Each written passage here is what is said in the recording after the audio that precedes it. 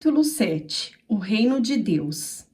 Não considere a sua aparência nem sua altura, pois eu os rejeitei. O Senhor não vê como o homem vê a aparência, mas o Senhor vê o coração.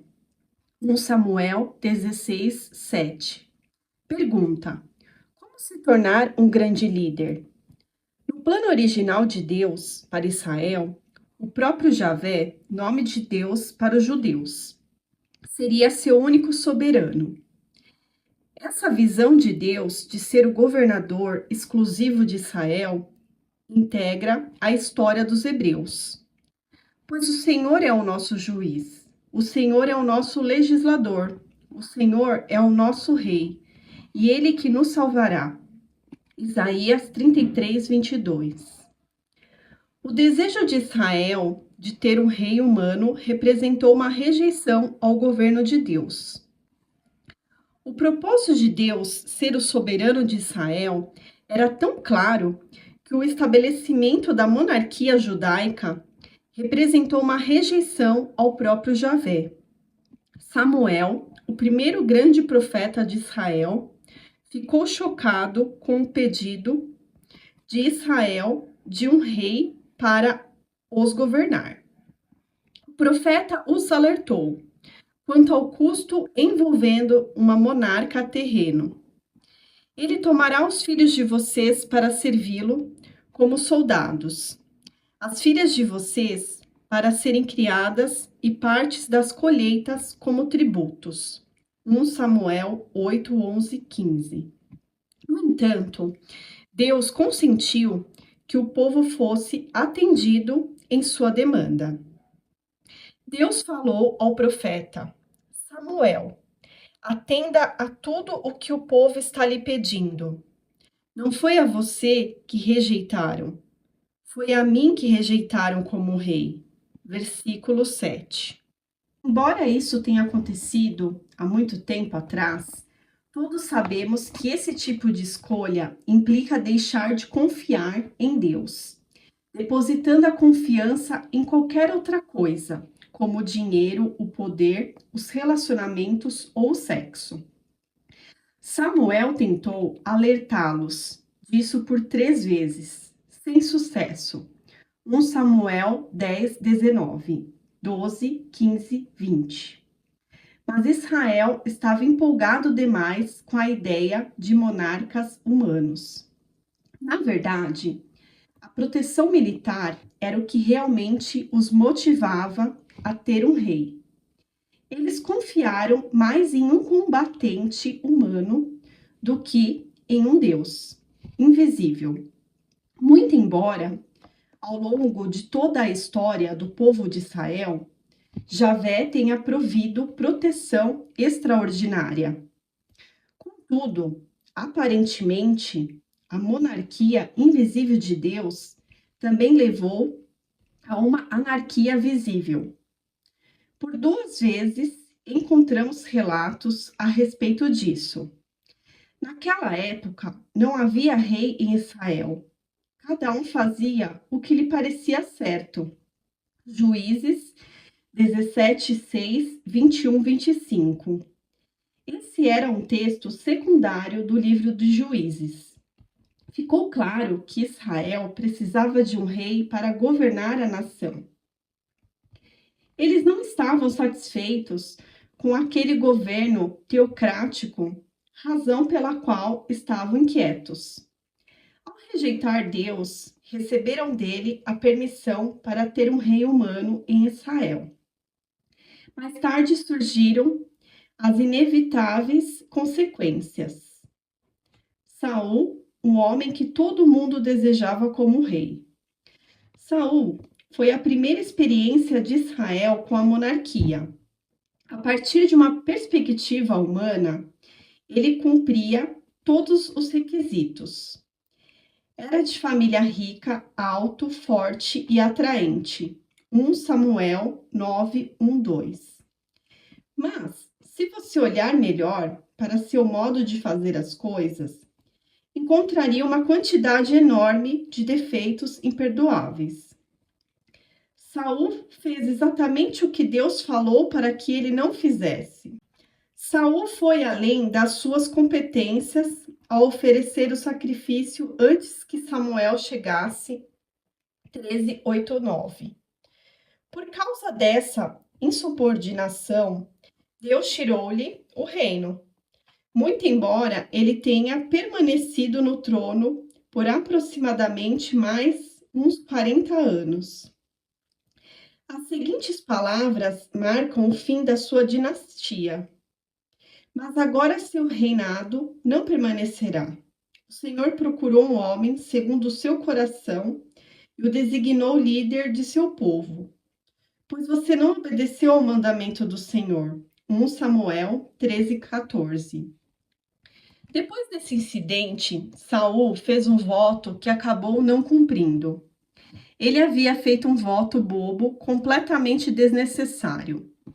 Os homens de Israel estavam exaustos naquele dia, pois Saul havia lhes imposto um juramento dizendo: Maldito seja todo o que comer antes do anoitecer, antes que eu tenha me vingado de meus inimigos. Por isso, ninguém tinha comido nada. 1 Samuel 14:24. Naquele dia, Jonatas estava na frente de batalha numa perseguição acirrada aos filisteus. Portanto, não tomou conhecimento do voto feito pelo pai. Querendo ganhar energia para a batalha, Jonatas provou mel, mergulhando a ponta de seu equipamento em um favo. Versículo 27.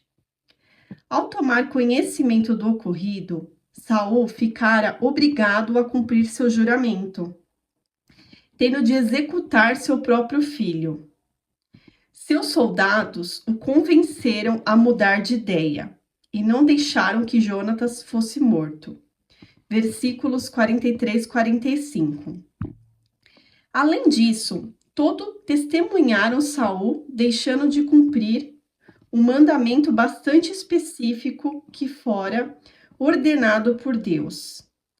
Isso aconteceu depois que Deus lhe falou para erradicar todos os seres viventes entre os amalequitas. Deus estava fazendo justiça castigando os amalequitas por terem atacado os israelitas durante a sua peregrinação rumo à terra prometida. Deuterônimo 25, 17 e 19. 1 Samuel 15, 2, 3. Saul afirmou de maneira categórica que tinha obedecido ao mandamento de Deus. 1 Samuel 15, 13. Porém, ao ouvir o balido das ovelhas dos amalequitas, Samuel percebeu que Saul estava mentindo. Versículo 14. Saul tentou explicar sua desobediência jogando a culpa para cima dos soldados e justificando que os animais foram mantidos vivos para serem sacrificados a Deus. Versículo 15. Mas suas ações falaram mais alto. Aquela foi a gota d'água. Deus falou a Samuel: Arrependo-me de ter feito Saul rei, pois ele me abandonou e não seguiu as minhas instruções. 1 Samuel 15, 11. Dê uma olhada nessa pequena biografia e você encontrará defeitos mortais em Saul. Em primeiro lugar, ele dava mais importância à opinião dos outros do que às ordens de Deus. Todas as vezes que a opinião pública conflitava com uma ordem clara, recebida de Deus, ele falhava. Segundo, Saul promovia seu reinado mediante manipulação em vez de descansar à sombra da aprovação divina. Ele forçava a situação para obter os resultados que queria, em vez de aguardar pela provisão de Deus. Terceiro, quando Saul falhava, ele culpava outra pessoa. Quando um líder não assume as responsabilidades por suas próprias falhas, ele está fadado a repetir seus erros. Mas por que estamos falando tanto em Saul se Davi é o tema central da nossa passagem principal? A verdade é que, se não observarmos as fraquezas de Saul, não daremos o devido valor a seu substituto, Davi. A reação de Deus diante dos atos de Saul foi enviar o profeta Samuel para que ungisse um novo rei. Do ponto de vista humano, Saul era o homem perfeito para a posição. Era alto, forte e capaz. Mas, de acordo com os olhos de Deus, nenhuma dessas características o qualificavam. Deus busca líderes produzidos com um material diferente. Veja a orientação de Deus a Samuel. Não considerem a sua aparência nem sua altura, pois eu os rejeitei. O Senhor não vê como o homem vê a aparência, mas o Senhor vê o coração. 1 Samuel 16, 7. Veja 13, 14, Atos 13, 22. Davi, um homem segundo o coração de Deus. A razão pela qual Davi se tornou um líder modelo em Israel foi precisamente porque ele colocou sua liderança nas mãos de Javé, o supremo rei de Israel. Ele era um simples servo de Deus, disposto a conduzir o povo de Deus de acordo com as suas leis. O alvo de Davi era a glória divina, não a sua própria. Ele lutou para honrar a Deus, não em função da reputação própria. Esse é o tipo de líder que Deus busca. Na verdade, é assim que Deus quer que você seja dentro de seu círculo de influências. Davi busca a Deus de coração. Ele se tornou o rei ideal por essa razão. Contudo, ele não foi um rei perfeito. A verdade é que ele falhou em diversos níveis, da mesma maneira que você e eu falhamos. Por isso que Israel precisava de um Messias, um rei que liderasse segundo o coração de Deus, e não alguém voltado para si próprio. É por isso que nós precisávamos de Jesus Cristo. As fraquezas de Davi não o desqualificaram para ser um líder, mas o desqualificaram para comandar um reino de Deus perpetuamente. Muito embora Davi fosse um ser humano imperfeito, ele se tornou o modelo no qual foi depositada a esperança da vinda do Messias. A vida e o legado de Davi apontam para Jesus. Em 1 Samuel 16, 7, encontramos um lembrete poderoso para considerarmos o que está no coração do homem, e não na sua aparência. Qual foi o conceito de Jesus sobre o reino? Jesus sabia que era o supremo rei de Israel, e, de muitas maneiras, ele deve ter olhado para Davi, seu predecessor, como modelo para seu próprio estilo de liderança. Embora Jesus tivesse reclamado o reino, Mateus 4:17, ele nunca reclamou seu título de rei abertamente. Ele jamais formou um grupo armado, tampouco legislou. Nunca sentou em um trono. Por quê? Porque Jesus se considerava rei sem reivindicar sua posição real durante o tempo em que viveu aqui na Terra. Há duas principais razões para isso. A primeira delas é que Deus é o único e verdadeiro rei. Sempre houve muita dúvida se a monarquia era uma boa ideia. As próprias escrituras a consideraram um desvio do plano original de ordenação política. Jesus devia ter muita dúvida a respeito de qualquer função de liderança que lembrasse os antigos reis de Israel.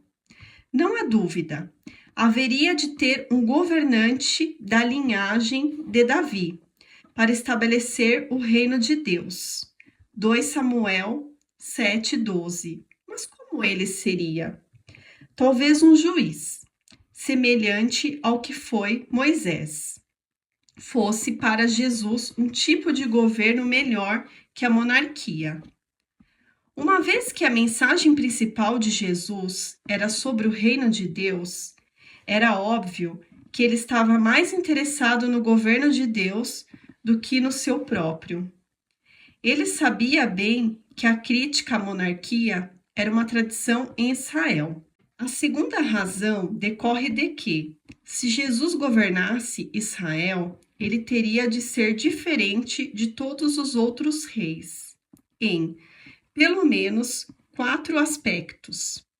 Primeiro, ele teria de promover e defender o governo único de Javé. 1 Samuel 12:15. Segundo, ele teria de viver de acordo com as leis de Deus conforme apresentadas na Torá, em Polas, Deuterônimo 17:18-19.